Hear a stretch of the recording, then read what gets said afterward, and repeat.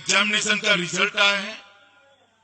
50,000 से ज्यादा जवान अब नफरी के अंदर जुड़ जाएंगे और 50,000 जुड़ने की तैयारी हमने साइमल्टेनियसली चालू कर दी है। और अब प्लानिंग कर रहे हैं कि 5 साल की भर्ती का जो रिटायरमेंट का चक्र होता है उससे पूरा प्लानिंग कर सीएपीएफ आयुष्मान का शुभारंभ होने जा रहा है। और उसी पराक्रमी जवानों के लिए जो देश की सुरक्षा करते हैं और उनके पराक्रमी माँ बाप के लिए, परिवारजनों, मुझे बहुत आनंद है इस विभाग के मंत्री के नाते कि जो जवान देश की अहर्निश चिंता करते हैं, सुरक्षा करते हैं और सुरक्षा के लिए अपना सर्वोच्च बलिदान देते हुए क्षण भर की नहीं झिझकते।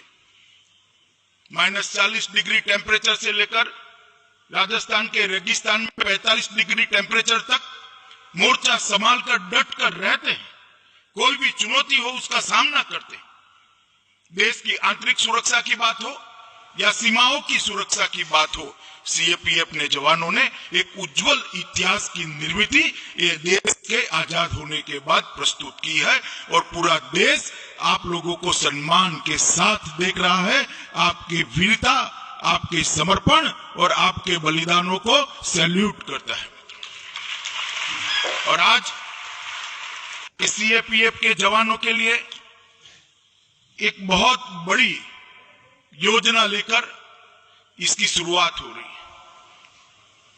मित्रों, जब मैं गृह मंत्रालय का प्रभार संभाला तब सभी सीएपीएफ के लगभग 150 जवानों के साथ चर्चा भी की थी, उनके साथ भोजन भी किया था।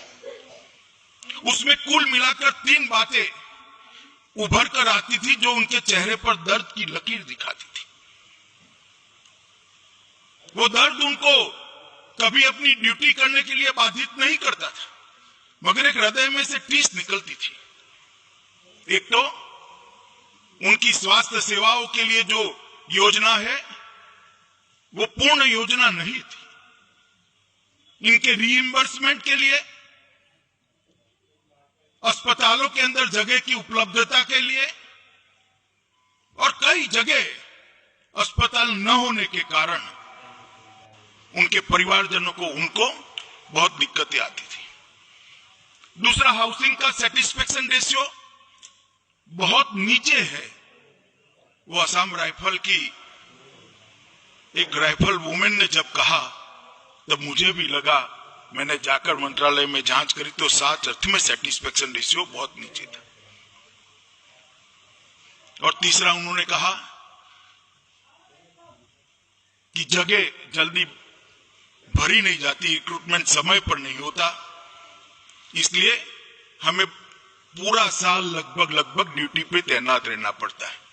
हम हमारे परिवार के साथ नहीं रह सकते। इससे परिवार में भी तनाव बढ़ता है, इसमें हमारा भी मानसिक तनाव बढ़ता है, ड्यूटी करने में दिक्कत आती है। और जब ये बात वो बता रहे थे तो वो कंप्लेन नहीं कर रहे थे, मुझे बहुत उकसा कर उनको पूछना पड़ता था, तब जाकर वो बोल रहे थे। ये तीनों बातों को भारत सरकार ने, गृह मंत्रालय ने सुधारने का निर्णय उसी दिन कर दिया था जब जवानों के साथ मेरा संवाद हो रहा था। क्योंकि मैं मानता हूं कि जो जवान सरहद पर, सीमा पर अपना सर्वस्व न्यौछावर करता है, कम से कम उसको उसके परिवार की चिंता नहीं होनी चाहिए। वो हम सब की जिम्मेदारी है, भारत सरकार की जिम्मेदारी है कि उनके परिवार की ओर से वो निश्चिंत होकर मां भारती की सेवा में वहां डटे रहें। ये जिम्मेदारी उन पर नहीं होनी चाहिए। और इसीलिए जब सीएपीएफ के अंदर हर सीएपीएफ के लिए रिव्यू की मीटिंगें हुई, तब ये योजना का विचार हुआ।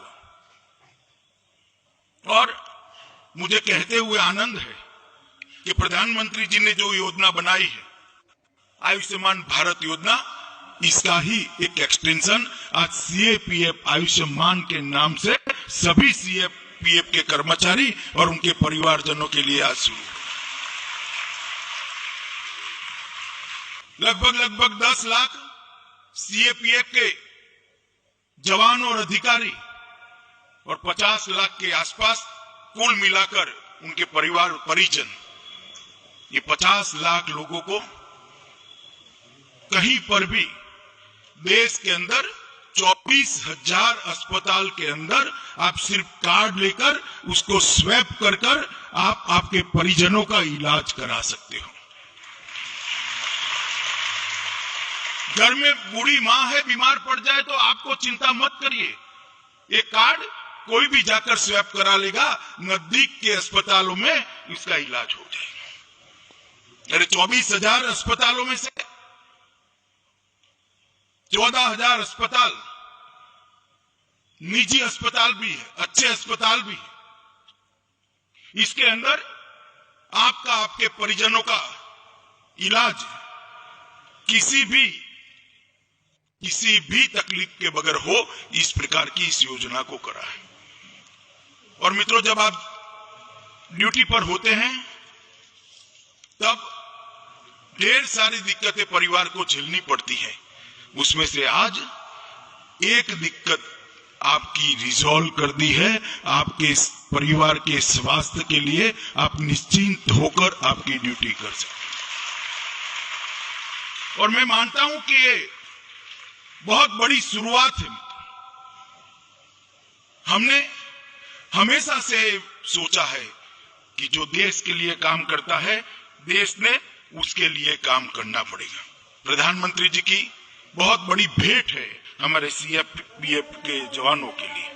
आज मैं इतना कह सकता हूं कि सेटिस्फेक्शन रेशियो 1.5 साल पहले लगभग 36% था और 2022 जब 75वीं साल आएगी आजादी की, उस वक्त इसको हम 55% तक पहुंचाने का काम करेंगे। 55% सीएपीएफ के जवानों के लिए रहने के मकान और 25,000 भवन अभी निर्माणाधीन है। आज टोकन उसका कुछ भवनों का लोकार्पण भी हुआ है। और मैं मानता हूं मित्र कि आपके हेडक्वार्टर पर ही अगर रहने की व्यवस्था होती है तो जब आप हेडक्वार्टर पर वापस आते हो तब परिवार के साथ रह सकते हो। और इस सेटिस्फेक्शन रेशियो को धीरे धीरे 65% से ज्यादा ले जाना, इसका लक्ष्य हमने रखा है। और 2024 के पहले इसको हम निश्चित रूप से 65% से ज्यादा बढ़ाकर आपकी ढेर सारी दिक्कतों का समाधान ढूंढ लेंगे। हम ये भी योजना बना रहे हैं कि हर जवान कम से कम 100 दिन साल में अपने परिवार के साथ रहे। 100 दिन जिसमें हेडक्वार्टर पर रहोगे वो दिन भी गिने जाए, मगर आप आपके परिवार के साथ रह सको, इस प्रकार का आयोजन कर रहे हैं। अभी कल ही एग्जामिनेशन का रिजल्ट आया है। 50,000 से ज्यादा जवान अब नफरी के अंदर जुड़ जाएंगे और 50,000 जुड़ने की तैयारी हमने साइमल्टेनियसली चालू कर दी है। और अब प्लानिंग कर रहे हैं कि 5 साल की भर्ती का जो रिटायरमेंट का चक्र होता है उससे पूरा प्लानिंग कर एक जवान जाएगा, शायद उसी दिन दूसरा जवान इसको रिप्लेस करेगा, ट्रेनिंग के साथ वो तैयार होगा। इस प्रकार का एक महत्वाकांक्षी कार्यक्रम हम हाथ में रहे। तभी यह संभव है कि 100 दिन आप आपके परिवार के साथ रह पाओ। तभी यह संभव है कि आपके परिवार का भी तनाव कम हो, आपका भी मानसिक तनाव कम हो और सीमा पर निश्चित होकर आप आपकी ड्यूटी कर पाओ। इस प्रकार की व्यवस्था गृह मंत्रालय बनाने के लिए आगे बढ़ रहा है।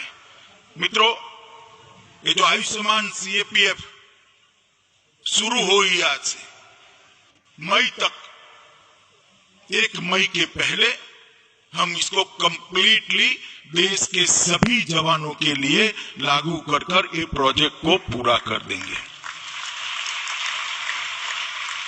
और 1 मई के दिन प्रधानमंत्री जी के वरद हस्तों से पूरे सीएपीएफ का आयुष्मान कवच देश के सामने और सीएपीएफ के जवानों को लोकार्पण करने का काम भी हम 1 मई के पहले पूरा करेंगे। इस प्रकार का एक टाइम बाउंड कार्यक्रम बनाया गया है।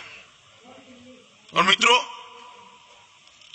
मैं यहां से जाकर इसमें शुरुआती दिक्कतें जो आती हैं, वो शुरुआती दिक्कतों को निराकरण के लिए हम एक एजेंसी भी हायर करने वाले हैं, जिस नंबर पर आप कंप्लेन कर पाओगे और धीरे धीरे धीरे इसकी सारी कंप्लेन का निपटारा करते हुए इसको एक संपूर्ण योजना, कंप्लीट प्रोग्राम बनाने का हम प्रयास करेंगे।